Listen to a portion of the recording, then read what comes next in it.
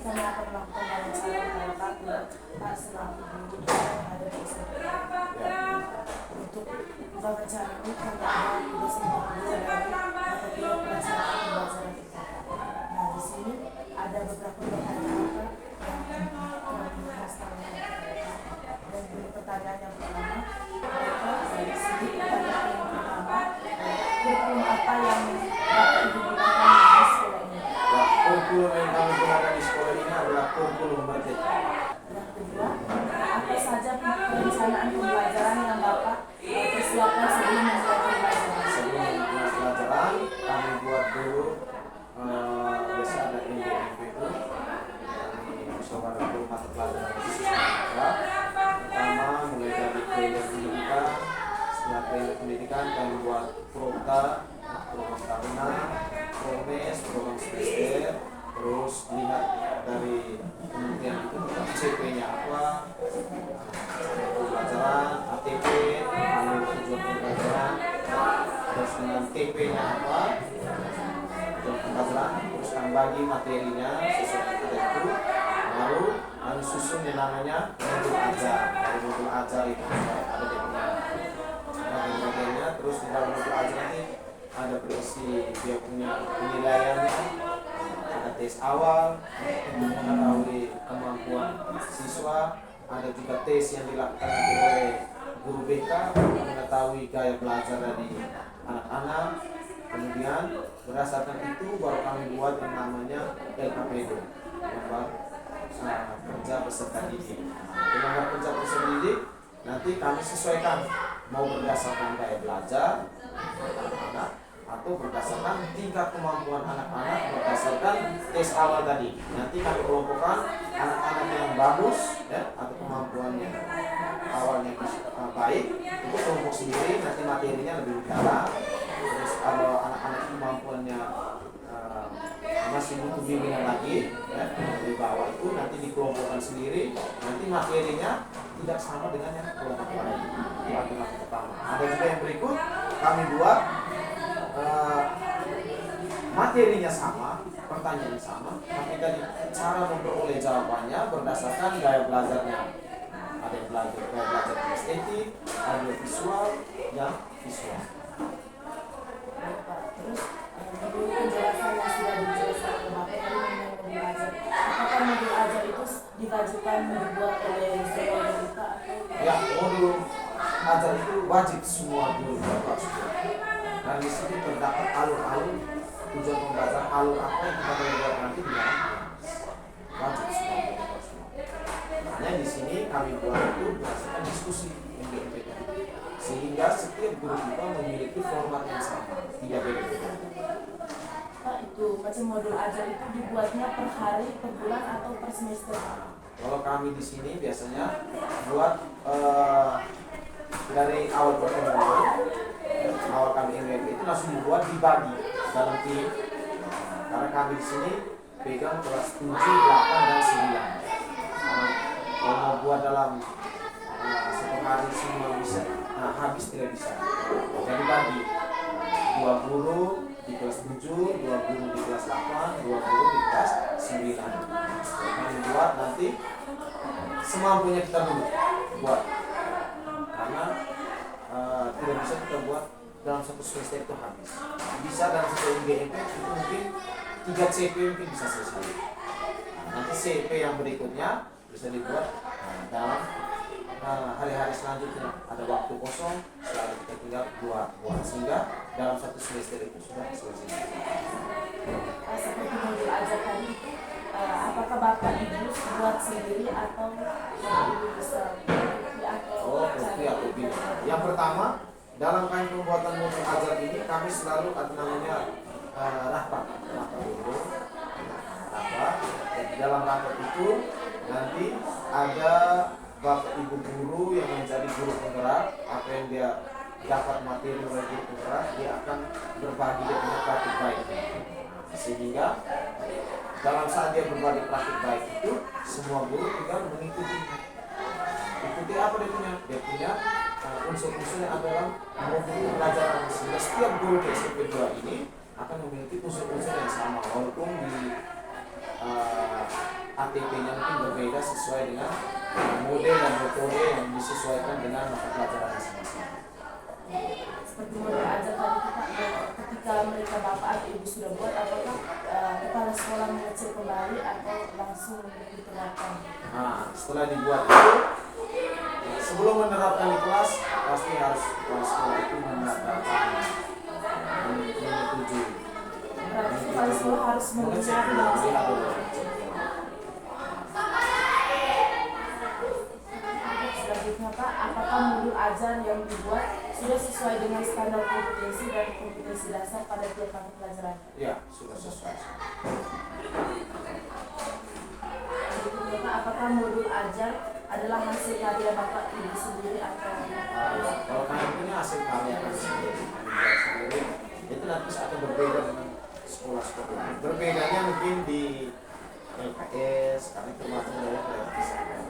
Kalau untuk alur-alur kan semua modul pembelajaran tidak ada berbeda. Kita buat LKS masing-masing, tergantung dengan sesuai daya kemampuan anak dan apa yang kita mau terapkan di kelas.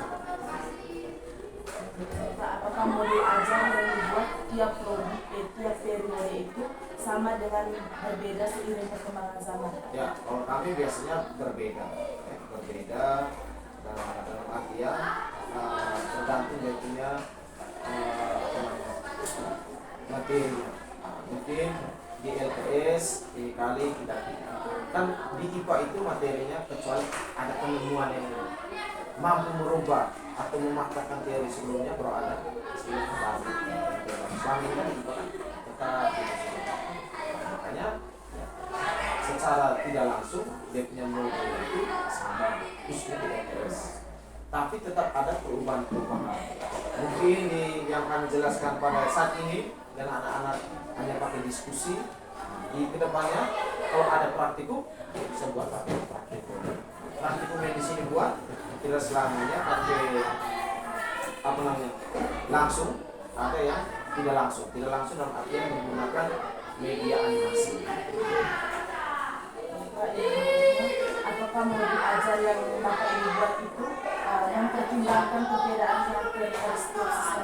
Ya, di sini sudah ada perbedaan karakter karena modul ajar yang kami buat itu sudah modul ajar berdiferensiasi, berarti sesuai dengan kemampuan dan daya belajar anak. Selanjutnya Pak, apakah modul ajar itu mereka Bapak siapkan sebelum memulai pembelajaran? Ya, kami biasanya itu sebelum mulai ajar itu siap semua.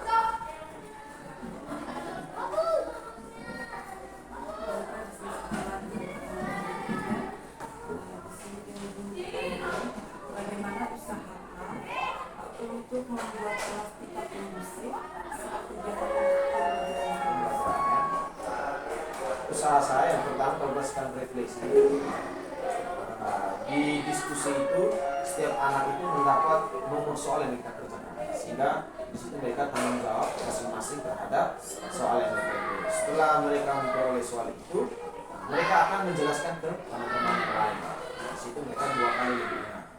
Kemudian setiap kegiatan yang saya buat di kelas itu biasa saya sudah sampaikan kegiatan ini waktunya berapa, kegiatan ini waktunya berapa, sehingga saya dan anak-anak harus konsisten terhadap waktu itu. Diskusi misalnya 40 menit, kalau kamu mau selesai sudah habis. Kalau tidak selesai berarti nilai habis. Tidak kita tunggu mereka kerja sampai selesai. Kemudian terakhir harus ada kuis, sehingga mengurangi anak-anak untuk bermain atau jadi setiap itu ada dia punya waktu. Caranya saya sudah setiap itu tekankan dia punya waktunya, sehingga waktu itu terpakai terus, tidak ada kemudian. Ini selalu kita mengecek ke setiap kelompok agar mereka juga ternyata Pak Guru selalu memberi fasilitasi terhadap saya, sehingga mengurangi untuk bermain atau melakukan hal-hal di luar. Apakah Bapak selalu menggunakan media dalam sistem? Saya selalu pakai media.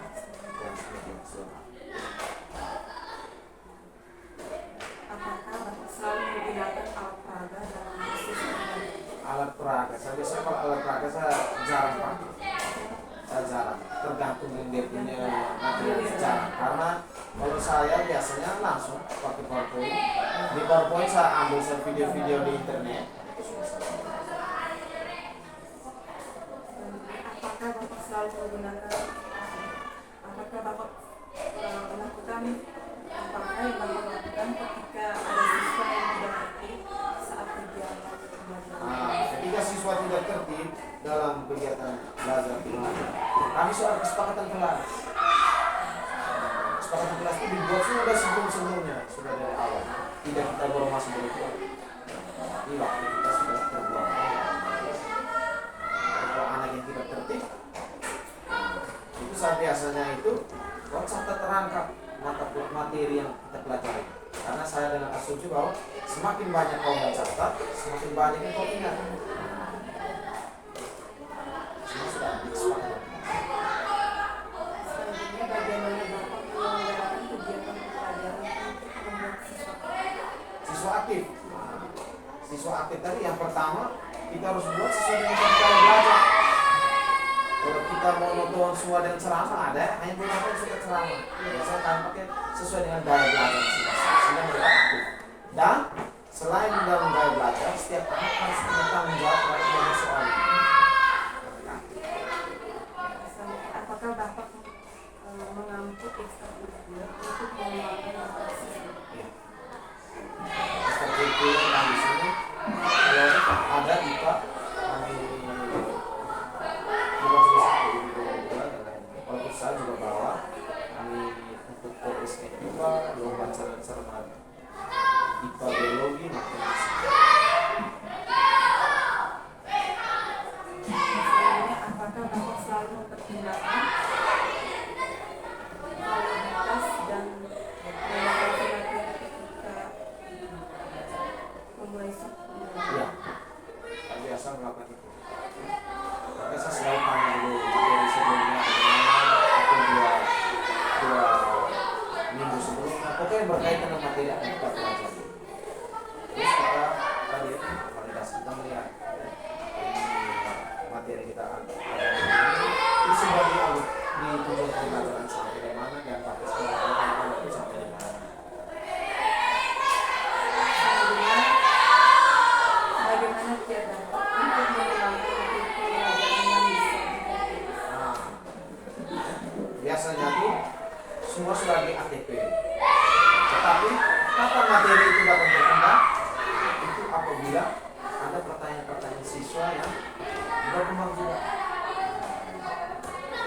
Terus dengan kita lihat ketika mereka mencari jawaban, oh misal tadi ada kata-kata yang lain, kata ini yang itu kan, di sini kita kembangkan sehingga buat mereka bisa paham. Selanjutnya, apakah acuan yang digunakan untuk menentukan materi pembelajaran yang akan digunakan dalam kegiatan pembelajaran? Acuannya pernah dari CPTP, terus dengan dia punya buku sumber bebas. Dia dari CP sampai pembelajaran sumbernya mereka ada buku. Tapi saya kadang-kadang kita akan menjangkau dari internet bukan karena jawabannya yang salah, tapi karena sering bahasa yang digunakan tuh belum menjangkau seusia mereka. Bahasanya, saya biasa ambil saya dari buku-buku. Kalau itu sesuai dengan kemampuan. Jadi kalau misalnya kata-kata itu kalau sampai dua saja ya. Kata-kata baru-baru itu berarti kami jelaskan di sini.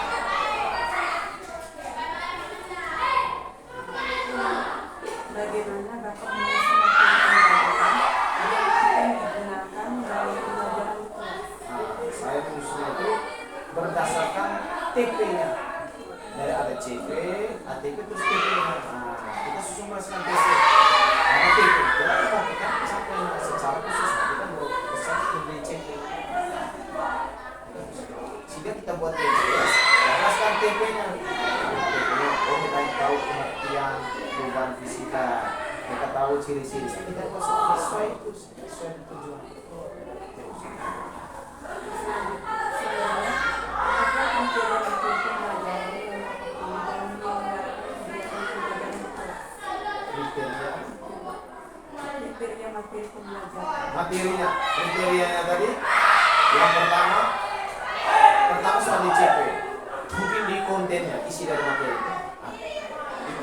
disesuaikan dengan tes kemampuan awal dari siswa tadi. Sehingga ada yang materinya lebih mendalam, ada beberapa siswa yang mungkin hanya batas sampai di pengertian. Kalau memang dia punya CP harus semua sampai di mengetahui ciri-ciri Selanjutnya, apa saja sumber pembelajaran yang undang-undang? Sumber belajar. Pertama LKPD, terus yang kedua dari buku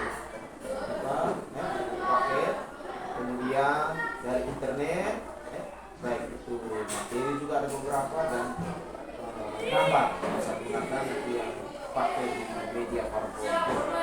Terus sumber belajar itu saya pakai word wall yang di internet kita ada macam hari tulis tidak nanti word wall ini wall yang berbeda